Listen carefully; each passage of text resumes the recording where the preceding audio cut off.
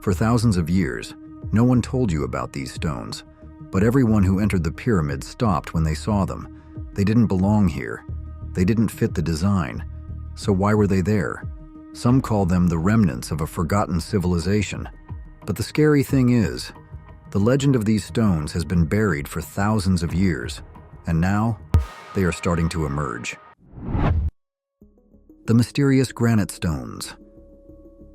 Inside the Giza pyramid, 4 large granite blocks lie scattered in strange locations, as if someone placed them there with a specific purpose, then forgot. A 5th block, once present in the king's chamber, disappeared silently just over 20 years ago. No reports, no records, just a few old photographs and a hastily filled floor pit remain. Where did it go? Why was it erased as if it never existed? The remaining granite pieces are no less bizarre.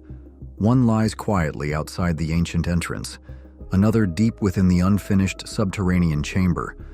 One piece teeters on the edge of a pit wall, as if about to fall at any moment, and another is half buried in the pyramid's bedrock. No one can explain where they came from, what they were for, or why they are there. And that's just part of the story.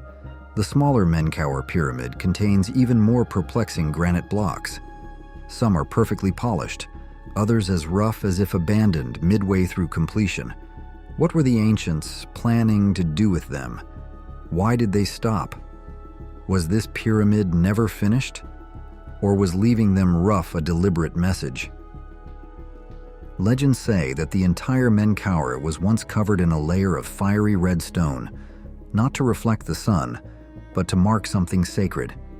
But strangely, piles of granite scattered around the base of the pyramid have never been seriously studied.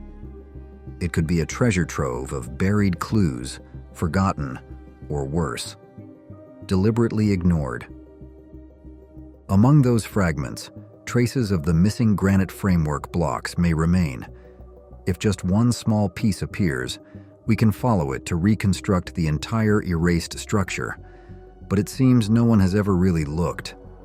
Those before may have overlooked it because there is too much granite mixed up here. But who knows? That very chaos may be where the answer lies.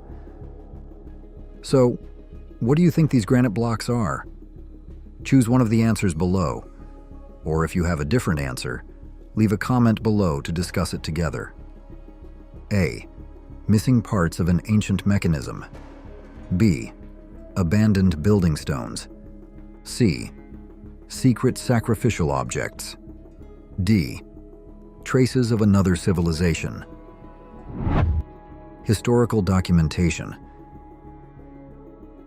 The story of these granite blocks begins in 1837, when Howard Vyse first recorded their presence near the entrance to the Great Pyramid.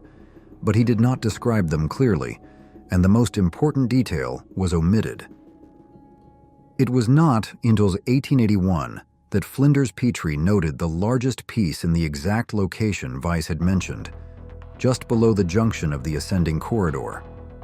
But at that time, the passage was full of sand and debris, so Petrie only saw a drill hole and a few flattened faces. The rest?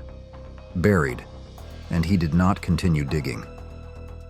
Decades later, a man named Lorenzo Covington erected the stone, attaching an iron gate above it as a way to seal the inner entrance. These details were described by brothers John and Morton Edgar in their book in 1910. They were even lent the key to enter and survey by the director of antiquities, Maspero. In their photos, the iron gate is very clear, but the granite block almost disappears. There was even confusion. The Edgar brothers said the block had 5 finished faces, but only saw 1 drill hole. The light-colored stone below? Not granite, but a limestone block, now gone. Unfortunately, because it may have contained traces of a drill hole and helped determine the original purpose.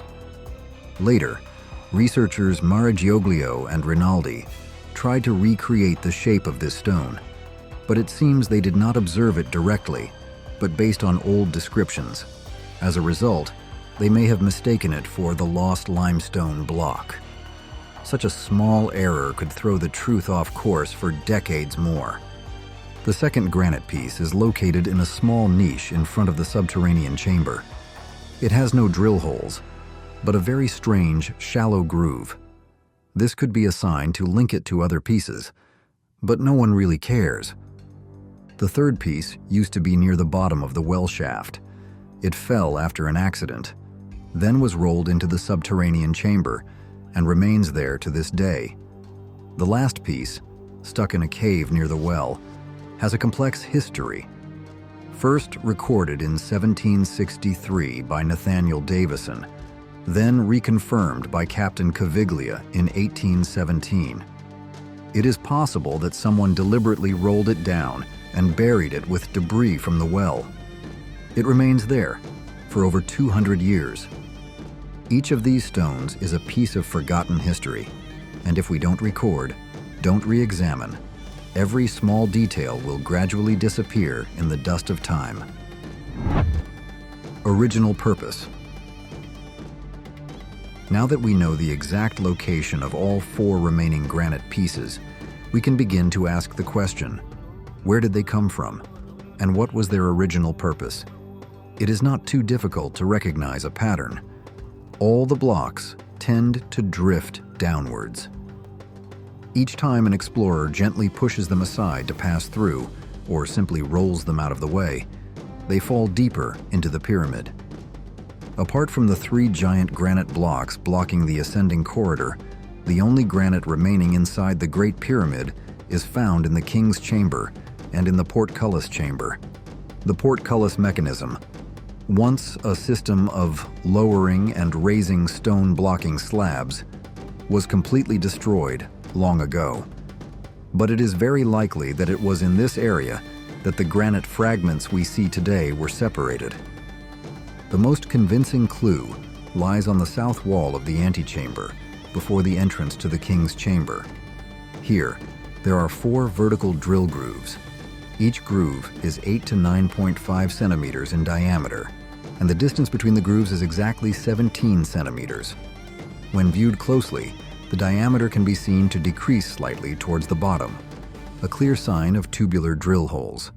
And surprisingly, these numbers perfectly match the drill holes on the broken granite pieces. The piece outside the entrance and the piece at the bottom of the pit have been measured in detail and fit almost perfectly. The piece in the cave has not been measured accurately, but the Edgars confirmed that they saw 2 drill holes, and one of them is still visible in the photo. Until someone proves otherwise, the available data all suggests that they fit the same system. Why these holes? Simply, that's where the ropes passed through, helping to operate the mechanism for lifting and lowering the granite blocks. The grooves on the wall exist so that the framework can be close to it, but still leave space for the rope to move. A clever and extremely sophisticated system. Even the stone without drill holes can be incorporated into this model. When comparing its size, finished face and depth, about 1 royal cubit, equivalent to 52.5 centimeters, it perfectly matches the specifications of the original portcullis blocks. And this coincidence cannot be just random. Author Charles Regano mentioned this hypothesis in Pyramids of the Giza Plateau, published in 2014, and described the granite framework system in Khufu's pyramid as a wonderful machine, both sophisticated and forgotten. Modern Egyptology almost ignores this entire mechanism. But looking back at these forgotten stones, perhaps it's time to ask the question again and begin to recreate a portion of the mechanical wisdom that the ancients left behind, right at the heart of the greatest pyramid in history. Menkaure's construction methods. If you know how to observe, the north face of the Menkaure pyramid will tell you a story quite different from what the books record. Here, right in the middle of the chaotic and chipped layers of stone, you can clearly see the boundary where the granite casing ends and the Tura limestone begins. It's not a straight, even cut, but a strange transition. Instead of looking at the perfect, Look at the battlefield of destruction. The 16th layer of stone shows signs of heavy damage, but immediately above, from the 17th layer onwards, the limestone blocks begin to appear taller, more uniform, as if a new phase in the construction process had begun. This is no coincidence. Flinders Petrie recorded this phenomenon as early as 1881, saying that the 17th layer was unusually thick. There must have been some deliberate purpose left behind. And that's not all.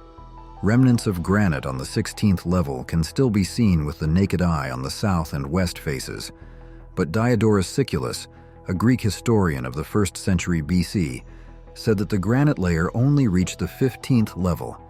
Can you guess where this discrepancy comes from? The answer lies in the bottom layer being the first layer without a standard plane, placed directly on the rough bedrock of the Giza Plateau.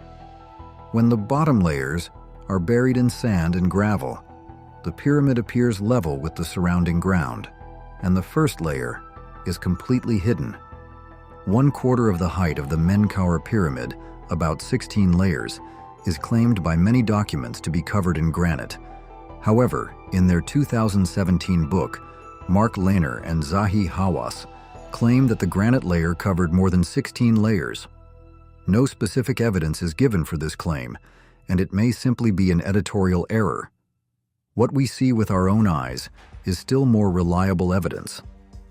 The strangest thing is the transition between granite and limestone. If this had been planned from the start, we would see the inner blocks also change height accordingly. But at layer 17, the large crack on the north face shows that the inner masonry is significantly lower than the outer cladding. This suggests that the change in material may have been a last-minute decision, perhaps due to time pressure or a shortage of stone. One more thing cannot be ignored: the nickname, Red Pyramid. Red granite only covers the bottom part, but throughout history, Menkaure has never been called a two-colored pyramid. Why? Perhaps because the limestone part above was once painted red. Gilles Dormion discovered traces of ancient red paint on pieces of limestone casing at Menkaure. If the entire pyramid was once red, then that nickname is perfectly accurate. And as the paint faded, as the granite casing was stolen, the name Red Pyramid was mistakenly transferred to Snefru's structure in Dashur, even though it was never really that red. Why do you think the ancients changed the material from granite to limestone midway through? Did they have an accident? Or were they hiding something? Leave your thoughts in the comments. Conservation challenges. Looking at the forgotten granite blocks lying silently amidst the ruins, I feel a pain as if an entire ancient civilization is waiting for us to piece together the game they left behind thousands of years ago. These stones are not just relics. They are living proof. They are the remaining clues of a complex mechanical system that the ancients once created with incredible precision. And sadly, it is our impatience and modern aesthetics that are blurring what remains. Explorers like Petrie, Vyse, Caviglia, or the Edgar brothers did not have enough data to fully understand the meaning of these stones, but they were wise enough not to destroy them. They preserved them, leaving that opportunity for future generations. That is the lesson we need to relearn today. Trying to restore by patching holes, reassembling stones without understanding their purpose, can cause irreversible damage. The pyramid does not need a perfect replica. It needs to be preserved as it is, because it is the clearest evidence of a glorious, great historical period. The pieces of stone currently perched on the side of the pyramid, looking like they are about to fall at any moment, have actually been there for over 100 years. And perhaps, within the smallest cracks of them, lies the answer to what we do not yet understand about the Old Kingdom period. Just one small detail is enough to rewrite history. And if those small discoveries continue to be analyzed with the seriousness they deserve, we will be closer than ever to understanding the true design of the pyramids and the true wisdom of those who built them. Thank you for following this journey to the very end. Don't forget to subscribe to the channel so you don't miss the next discoveries. BeneathX will always accompany you to continue searching and discovering the mysteries that are still unfinished. And ask your friends if they have ever been interested in pyramids. Perhaps one of them will be the one to find the missing answer.